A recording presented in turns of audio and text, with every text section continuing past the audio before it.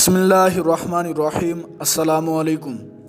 ایک شخص حارث بن حشام نامی نے نبی کریم صلی اللہ تعالی علیہ وآلہ وسلم سے سوال کیا تھا کہ یا رسول اللہ علیہ الصلاۃ والسلام، آپ پر وحی کیسے نازل ہوتی ہے؟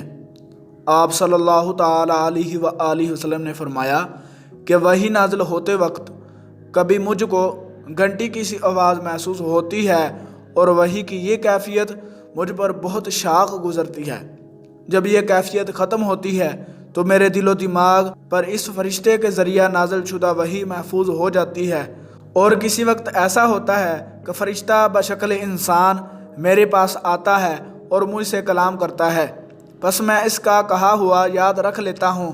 حضرت عائشہ رضی اللہ تعالی عنہ کا بیان ہے کہ میں نے سخت کڑاکے کی سردی میں نبی کریم صلی اللہ تعالی علیہ وآلہ وسلم کو دیکھا ہے کہ آپ صلی اللہ تعالی علیہ وآلہ وسلم پر وحی نازل ہوئی، اور جب اس کا سلسلہ موقوف ہوا تو آپ صلی اللہ تعالی علیہ وآلہ وسلم کی پیشانی پسینے سے شرابور تھی۔